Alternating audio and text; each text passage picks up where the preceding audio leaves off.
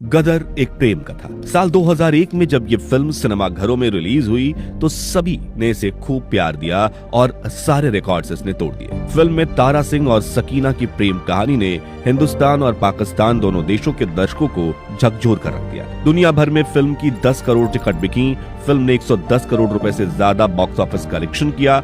इसके गानों की 25 लाख कैसेट्स बिकी और सनी पाजी की गदर ने साथ ही रिलीज हुई आमिर खान की लगान को कड़ी टक्कर दी। लेकिन क्या आप जानते हैं कि गदर एक प्रेम कथा रियल लाइफ स्टोरी पर बेस्ड फिल्म थी और ये थी सिपाही बूटा सिंह साहब और उनकी पत्नी जैनब की प्रेम कहानी, जो फिल्म की कहानी से कई गुना ज्यादा दर्दनाक थी। जहां फिल्म में अमरीश पुरी सकीना को छल से पाकिस्तान ले गए, वहीं असल कहानी में बूटा सिंह और जैनब को अलग करने वाले शख्स थे खुद भारत के प्रधानमंत्री जवाहरलाल नेहरू। मगर नेहरू ने वो कौन सा फैसला लिया था जिससे सालों तक साथ रहे दो प्रेमियों के बीच सरहद की दीवारें खड़ी हो गई?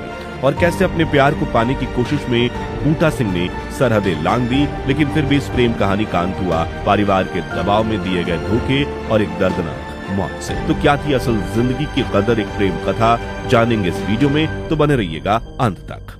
गदर एक प्रेम कथा की असल कहानी के हीरो हैं बूटा सिंह, जिनकी कहानी शुरू होती है लुधियाना पंजाब के एक छोटे से गांव से, जब अखंड भारत में कई महान क्रांतिकारी साथ मिलकर आजादी की लड़ाई लड़ रहे थे और पाकिस्तान का कोई नामो निशान तक नहीं था। इसी बीच 1940 के दशक में जब पूरी दुनिया द्वितीय विश्व युद्ध की आग में झुलस रही थी, तब बूटा सिंह ब्रिटिश आर्मी में भर्ती हुए और उन्होंने वर्मा में हिटलर की सेना के खिलाफ युद्ध लड़ा और जंग खत्म होते ही भारत वापस लौटा। दूसरी तरफ भारत को भी अंग्रेजों के चंगुल से निकालने का मौका मिल गया, लेकिन पिछले 200 सालों में ब्रिटिश हुकूमत देश की नसों में जहर घोल चुकी थी। वे भारत की जमीन से सोना चांदी ही नहीं बल्कि हमारे लोगों का आत्मविश्वास और एकता भी लूट चुके थे। हालांकि जो थोड़ा बहुत बचा था वो था हमारा आत्मबल, हमारी साझा पहचान। लेकिन अंग्रेज जो सदियों से फूट डालो राज करो की नीति पर चलते आए थे, उन्होंने भारत को तोड़ने की योजना बहुत पहले ही बना दी थी।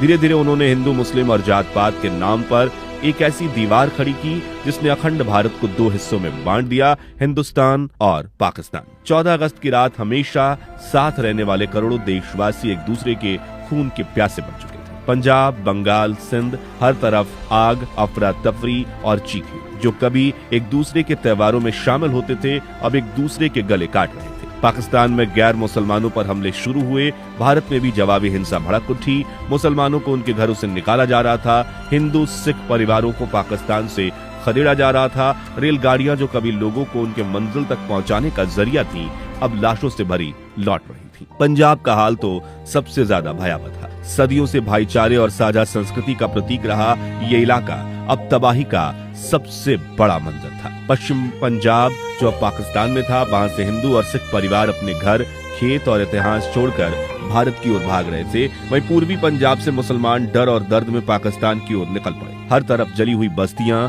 और बिछड़े हुए परिवारों की कहानियां गूंज रही थी। हजारों महिलाओं को अगवा किया गया, उनकी इज्जत लूटी गई और मार दिया गया। बंटवारे के इस भयानक त्रासदी में एक मुस्लिम लड़की अपने परिवार से बिछड़ गई थी। उसका नाम था जैनब, यानी फिल्म की सकीना। फिल्म की तरह ही जैनब का परिवार पाकिस्तान पहुंच गया और वो पीछे छूट गई, जिसके बाद उसे दंगाइयों ने घेर लिया जो उसकी इज्जत लूटकर उसे मारना चाहते थे। लेकिन बूटा सिंह ने किसी तरह जैनब की जान बचाई और सुरक्षा के लिए अपने घर ले आए। समय बीता और दोनों के बीच नजदीकियां बढ़ी, दोनों एक दूसरे से प्यार करने लगे। इन्होंने शादी भी कर ली। बूटा सिंह और जैनब की जल्द ही 2 बेटियां हुई, जिनके नाम इन लोगों ने तनवीर और दलवीर रखा। बूटा सिंह ने जैनब के लिए सब कुछ छोड़ दिया, समाज की नफरत, जात पात का डर और यहाँ तक कि अपने कुछ रिश्तेदारों से संबंध भी तोड़ दिए। सब कुछ सही चल रहा था, मगर फिर इस प्रेम कहानी में एक ऐसा मोड़ आया जिसने एक बार फिर बूटा और जैनब के बीच सरहद और धर्म की लकीर खींच दी। दरअसल साल 1949 में भारत और पाकिस्तान दोनों देशों की सरकारों ने मिलकर एक समझौता किया था, जिसके तहत तय हुआ कि बंटवारे के दौरान अपने परिवारों से बिछड़ी महिलाओं को उनके मूल देश वापस भेजा जाएगा। उस समझौते के बाद भारत में रह रही तमाम पाकिस्तानी महिलाओं की पहचान की जाने लगी, चाहे उन्होंने शादी की हो, घर बसाया हो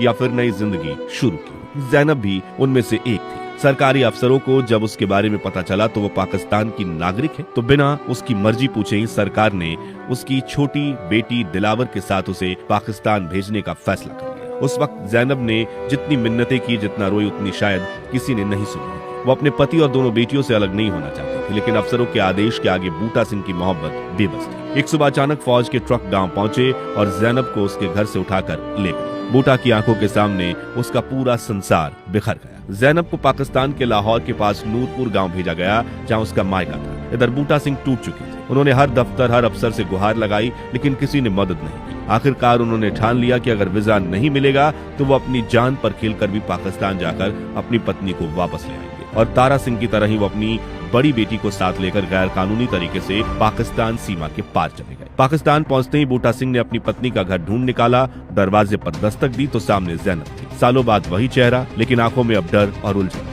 इसके पहले कि बूटा सिंह कुछ कह पाते, जैनब के घर वालों ने उन पर हमला कर दिया। उन्हें बेरहमी से पीटा गया और फिर पाकिस्तानी पुलिस के हवाले कर दिया गया। महीनों तक उन्हें जेल में रखा गया। जब मामला कोर्ट में पहुंचा तो उन पर इल्जाम लगाया गया कि उन्होंने जैनब को भारत में जबरन कैद कर रखा था। बूटा सिंह ने बार बार कहा, मैंने उससे जबरन कुछ भी नहीं किया, वो मेरी बीवी है, मेरी मोहब्बत है। लेकिन अदालत ने जब जैनब को गवाही के लिए बुलाया तो परिवार के दबाव में जैनब ने कह दिया कि उनकी शादी जबरदस्ती। वो अपने साथ जिस बेटी को पाकिस्तान लेकर आई थी उसे भी बूटा सिंह को लौटाने के लिए कहा। ये सुनकर बूटा सिंह का दिल टूट गया, क्योंकि ये वो जैनब नहीं थी जिसे बूटा सिंह ने दुनिया से लड़कर मोहब्बत की। हालांकि इस प्रेम कहानी पर कई किताबें भी लिखी गई, जिनके मुताबिक जैनब के परिवार ने उन पर खूब दबाव डाला और शायद बूटा सिंह और उनकी दोनों बेटियों को मारने की भी धमकी दी थी। और अपने प्यार की जान बचाने के लिए ही जैनब ने ऐसा बयान दिया। खैर, जैनब का बयान सुनने के बाद पाकिस्तानी अदालत ने आदेश दिया कि बूटा सिंह को या तो जेल में रखा जाए या भारत वापस भेज दिया जाए। लेकिन अब वो जिंदा रहने की वजह खो चुके थे। कुछ हफ्तों बाद उनकी लाश एक रेलवे ट्रैक पर मिली। पाकिस्तानी अफसर्स के मुताबिक बूटा सिंह ने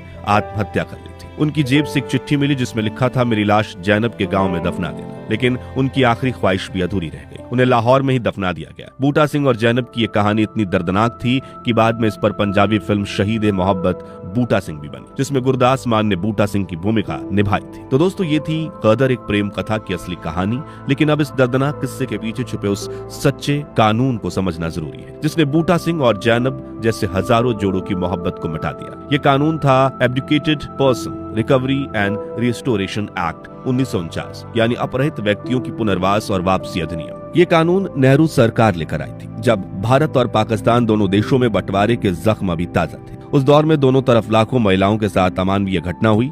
किसी को जबरदस्ती अगवा कर लिया गया, किसी से बंदूक की नोक पर शादी करवाई गई, तो किसी को धर्म के नाम पर कैद करके रखा गया। ऐसे ही हालत को देखते हुए भारत और पाकिस्तान के सरकारों ने मिलकर 6 दिसंबर 1947 को एक ट्रीटी यानी समझौते पर साइन किए, जिसके आधार पर यह कानून लागू किया गया। इस कानून का मकसद था बंटवारे के दौरान किडनैप की गई महिलाओं को उनके मूल देश में वापस भेजना। लेकिन अफसोस, ये कानून उन मामलों पर भी लागू होने लगा जहां महिलाएं अपनी मर्जी से शादी कर चुकी थी, जैसे जैनब। आंकड़ों के मुताबिक बंटवारे के समय करीब 1 लाख महिलाओं का अपहरण या यौन उत्पीड़न हुआ था। इन्हीं महिलाओं को बचाने के लिए दोनों देशों के पंजाब प्रांतों से एक विशाल सेंट्रल रिकवरी ऑपरेशन चलाया गया। पुलिस और सामाजिक कार्यकर्ताओं की मदद से भारत करीब 22,000 महिलाओं को पाकिस्तान भेजता है, जबकि पाकिस्तान केवल 8,000 महिलाओं को भारत भेजता है। ये ऑपरेशन करीब 9 साल तक चला, यानी 1947 से 1956 तक। अब आप सोच रहे होंगे कि इन आंकड़ों में इतना ज्यादा फर्क क्यों है? तो वजह थी पाकिस्तान की सुस्त और पक्षघाती व्यवस्था। भारत ने इस ऑपरेशन को पूरी ईमानदारी से अंजाम दिया, जबकि पाकिस्तान में इसे उतनी गंभीरता से नहीं लिया गया। और इसी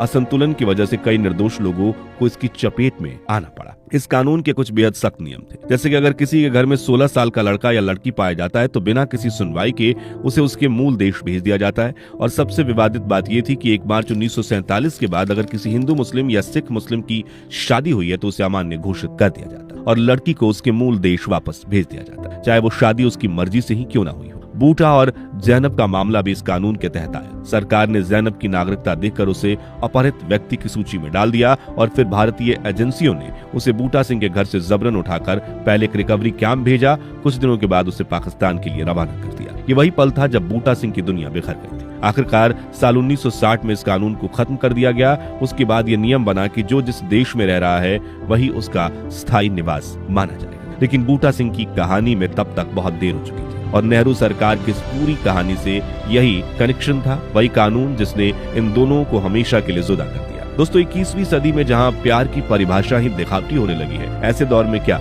बूटा सिंह जैसा सच्चा प्रेम होना मुमकिन है? और क्या इंडस्ट्री गदर एक प्रेम कथा जैसी आइकॉनिक फिल्में बना सकती है, या फिर टॉक्सिक लव स्टोरीज ही आज का सच है? अपनी राय हमें कमेंट्स में बताइए। उम्मीद है आपको बूटा सिंह की प्रेम कहानी पसंद आई होगी। अगर हाँ तो वीडियो को लाइक और शेयर करके 11,111 लाइक्स जरूर करवा दीजिए और ऐसी ही दिल छू लेने वाली वीडियोस के लिए चैनल को सब्सक्राइब करके पास वाली घंटी बजाना मत भूलिएगा। जय हिंद, जय भारत।